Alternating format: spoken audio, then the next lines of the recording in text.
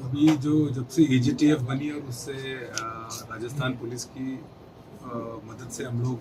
Gang के खिलाफ काफ़ी सीरियसली एक्टिवली हम काम कर रहे हैं। इसमें कुछ लोगों को हमने पहले अरेस्ट भी किया था और कुछ लोगों को बाहर से लाने के लिए कोशिश किया, एक दो को बाहर से लेके भी आए, कुछ लोगों को बाहर से अरेस्ट भी करवाया।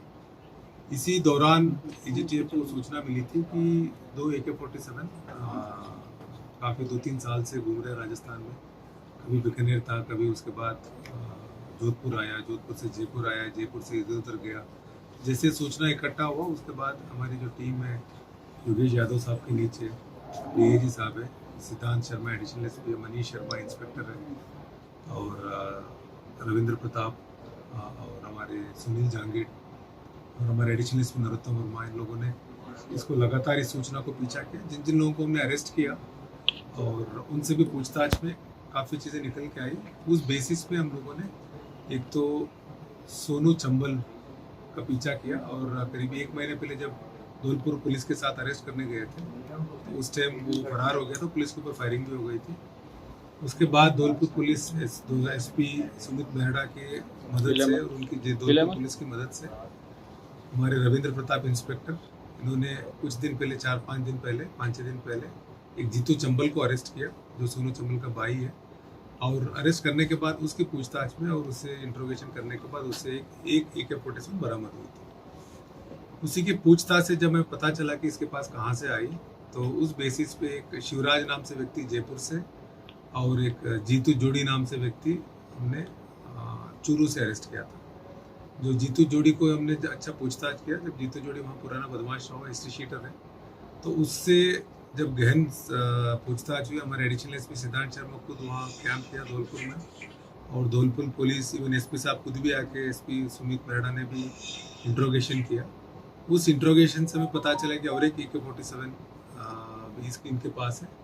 उसको अभी कल रात को उसकी जो जोड़ी गांव है चूरू जिले में वहाँ से बरामद किया है और अभी हम लोग इनसे गहन पूछताछ कर रहे हैं ये कहाँ से आया और इसके बीच बीच में कहाँ कहाँ ये रखा हुआ था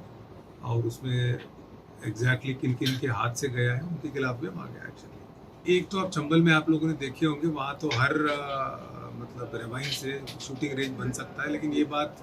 पूछताछ में आई है, सही है। कुछ लोगों को वहाँ उन लोगों ने ट्रेनिंग दिया है, कुछ लोग फरारी काटने भी आए थे, उन सब के नाम हमारे पास है। हम लोग कुछ राजस्थान के थे, कुछ बाहर के भी थे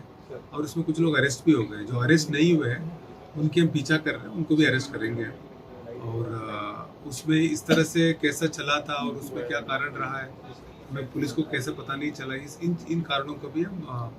जांच करेंगे। नहीं, एक तो जो बड़ा वेपन इसलिए हमेशा बदमाश लाते हैं, बड़ा वेपन से एक तो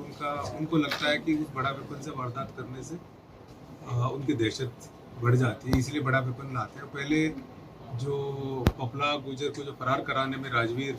जो था 1 लाख इनामी, जिसको एजीटीएफ टीम ने पकड़ा था करीब 20-25 दिन पहले, उसके पास जो AK-47 वो भी पुराना है, AK-56 था वो पुराना है, 4-5 साल पुराना है। और अभी जो 2 हमने इस हफ्ते में हमने बरामद किया, ये भी करीब ऐसा नहीं है कि अभी 10 दिन पहले 20 दिन पहले आया, ये हमें लगता है कि शायद 2022 शुरुआत में आया हो। इवन जब एसपी हमारे जो योगेश यादव साहब अभी डीएजी है, ये एसपी बीकानेर थे, तब इन्होंने भी इसका पीछा किया था, इनकी भी सूचना आई थी और इनकी टीम भी काफ़ी उस टाइम में काफ़ी मेहनत की थी इसको बरामद करने के लिए और इधर उधर हाथों से चला जाता गया और उसके बाद इसलिए बरामद नहीं हो पाई थी। अब क्योंकि हमें पिन पॉइंट सूचना मिल गया और लगातार अभी पिछले करीब 3-4 महीने से कंटिन्यूसली हम काम कर रहे हैं और जिला पुलिस की भी, जैसे चूरू पुलिस है, बीकानेर पुलिस है और धौलपुर पुलिस है, जयपुर कमिश्नरेट है, इन सबसे इनपुट मिला। इन सब इनपुट के बेसिस पे हम लोगों ने इनको पकड़ पाया। AK-47 रखना एक तरह से जब भी अगर ज़रूरत पड़े यूज़ करने के लिए तब रखते हैं, बदमाश अलग अलग रखते हैं और अभी इमीडिएटली तो ऐसे ही कभी नज़र में नहीं आया किसी के ऊपर करना चाह रहे। एक जगह सेफ रखा था, जहाँ ज़रूरत पड़े तो उसको यूज़ करें, उसको हम लोग कंटिन्यूसली पीछा कर रहे थे, हमें एग्जैक्ट पिन पॉइंट सूचना मिल गई, इसलिए बरामद कर पाए। नहीं, अभी हमारे कुछ आइडिया है और हम लोग इसके ऊपर इन्वेस्टिगेशन कर रहे हैं हम लोग और इसमें क्योंकि कुछ संदिग्धों के नाम भी है और वो सारे डिटेल बताना ठीक नहीं है, हम जहाँ से आया उनके खिलाफ भी एक्शन लेंगे।